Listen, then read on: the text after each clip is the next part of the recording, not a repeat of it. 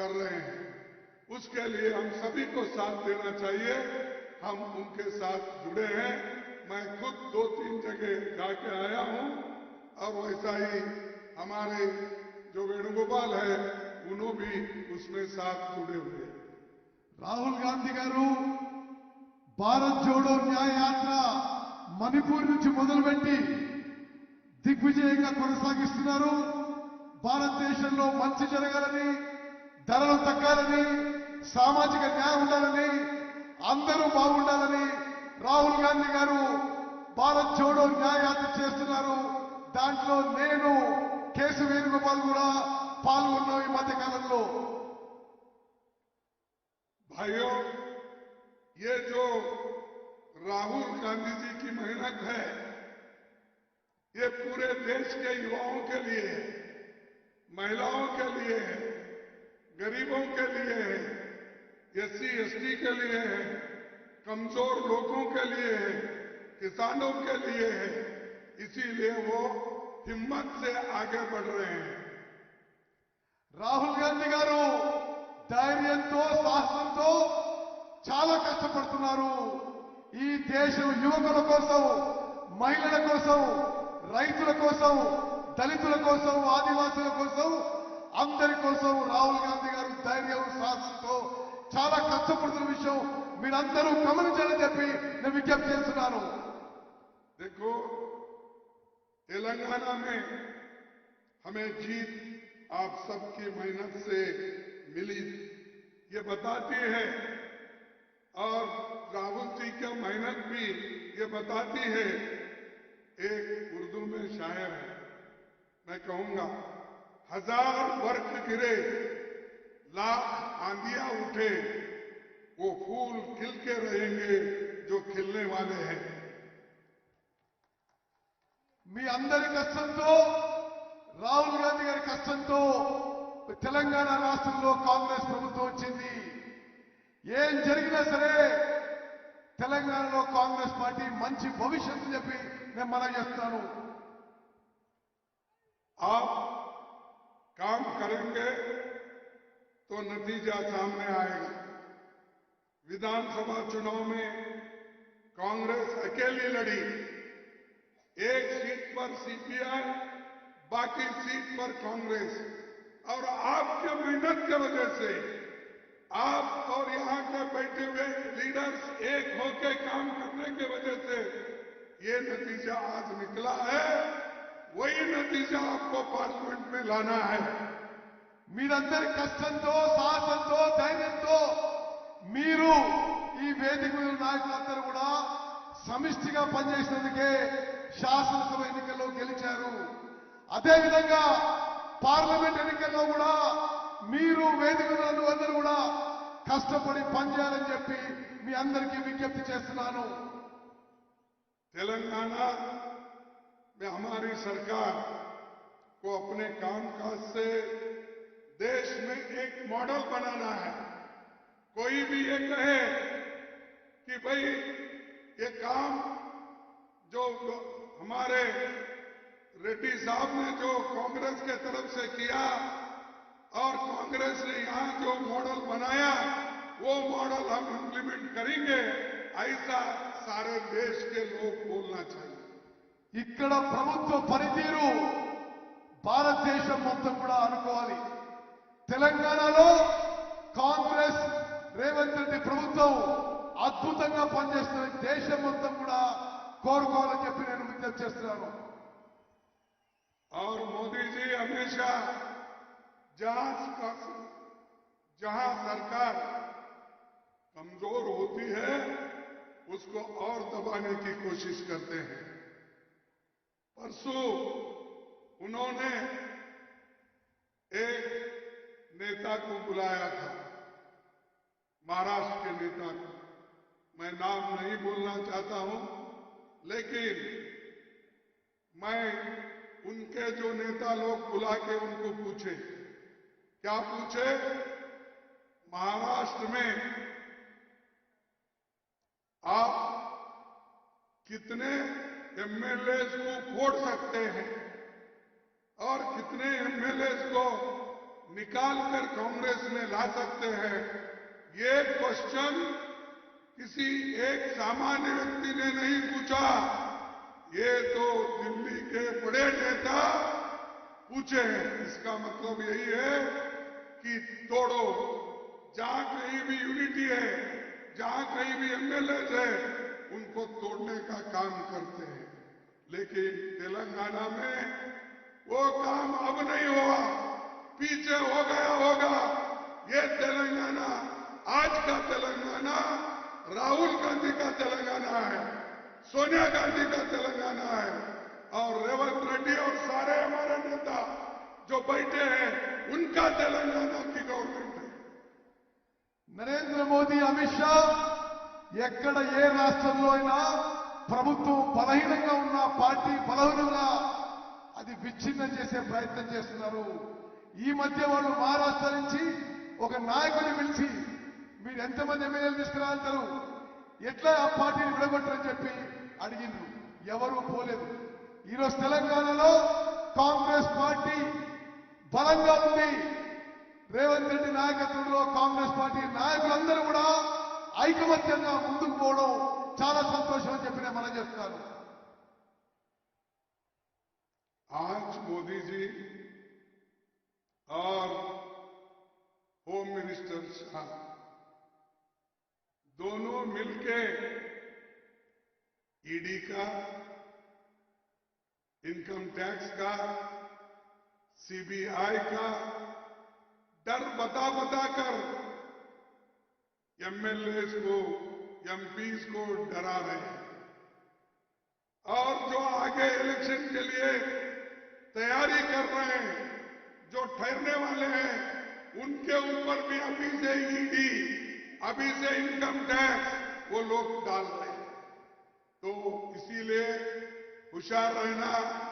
मैं रेवंत रेड्डी को भी बोलता हूं, जरा देख के होशियार हो, ये बड़े खतरनाक लोग हैं। इसीलिए जब ये खतरनाक लोग हैं, इनको उसी तरीके से लड़ना जो वो लड़ रहे हैं, उनसे ज्यादा ताकत लग के लड़ना चाहिए। Modi Amit Shah ED, income tax, సిబిఐని ఉపయోగించి ఎమ్మెల్యేలని, ఎంపీలని బెదిరిస్తున్నారు. పోటీ చేసే వాళ్ళని కూడా బెదిరిస్తున్నారు. నేను రేవంత్ రెడ్డి గారిని కూడా ముందస్తుగా చెప్తున్నా, మీరు కూడా జాగ్రత్తగా ఉండండి. నరేంద్ర మోదీ रॉन्ग, उनको अकेले को नहीं बोला, रेवंत रेड्डी और उनके जो कांग्रेस के नेता लोग हैं, ये सभी होशियार रहना चाहिए। నరేంద్ర మోదీ, అమిత్ షా, రేవంత్ రెడ్డిని అందరినీ కూడా మరి అలర్ట్ గా ఉండాలి. ఈడీ, సిబిఐ, ఐటీ ద్వారా మిమ్మల్ని ఇబ్బంది పెట్టే పరిస్థితి ఉందని చెప్పి నేను మనం చేస్తున్నాను. जब जब तुम्हारी ताकत बढ़ती है, तब तब वो तुमको कमजोर करने के लिए खेल खेलते हैं। लेकिन तेलंगाना के लोग डरने वाले नहीं हैं। तेलंगाना के लोग हमेशा लड़ते रहे। आज जो इंडिपेंडेंट तेलंगाना हुआ, ये सोनिया गांधी जी के आशीर्वाद से हुआ, ये सोनिया गांधी के नेतृत्व में हुआ। हम सबको याद रखना चाहिए, अगर कोई गैर समझता है, गद्दारी करता है, तो वो ठीक नहीं है। एक आदमी ने तो गद्दारी किया, लेकिन अब पछता रहा हूंगा। कई लोग कोई बोलते हैं सोया है, कोई बोलते हैं उठा है, कोई बोलते हैं बात कर रहा है, बोलते हैं, मुझे मालूम नहीं। लेकिन जो कांग्रेस के साथ गद्दारी करता है, वो एक न एक दिन जरूर हारता है। బీజేపీ భయపెట్టించే ప్రయత్నం చేస్తుంది, కానీ తెలంగాణలో భయపడే వాళ్ళు ఎవరూ లేరు. తెలంగాణలో సోనియా గాంధీ ఇచ్చిన తెలంగాణలో ఎవరు బీజేపీకి, నరేంద్ర మోదీకి, అమిత్ షాకి భయపడరు. కాంగ్రెస్ పార్టీని మోసం చేసిన వాళ్ళు, ద్రోహం చేసిన వాళ్ళు సమాజం ఎప్పుడు కూడా క్షమించదు. వాళ్ళు ఓడిపోతారని చెప్పి నేను మనం చేస్తున్నాను. केसीआर सरकार जब थी, वो सेंटर पे हमला नहीं करते थे, वो ज्यादा से ज्यादा जो करते थे वो कांग्रेस पार्टी पे करते थे। अब जब हमारी सरकार तो के मार खा के हम दोनों को हरा के आज आए हैं। इससे ही अंदाजा लगता है कांग्रेस की ताकत क्या है। కేసీఆర్ ఎప్పుడు కూడా కేంద్రంలో ఉన్న బీజేపీ ప్రభుత్వం మీద దాడి చేయకపోయేవాడు. అదే కాంగ్రెస్ పార్టీ మీదనే పదే పదే దాడి చేస్తుండేవాడు. ఈ రోజు తెలంగాణలో కాంగ్రెస్ పార్టీ బీజేపీ టీఆర్ఎస్ ప్రభుత్వాలని పార్టీలని రెండింటినీ ఓడించిందంటే తెలంగాణలో కాంగ్రెస్ పార్టీ ఎంత బలంగా ఉందో ఆలోచన చేయాలని చెప్పి విజ్ఞప్తి చేస్తున్నారు.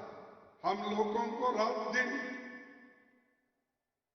नीचे काम करना है, विलेज लेवल पे काम करना है।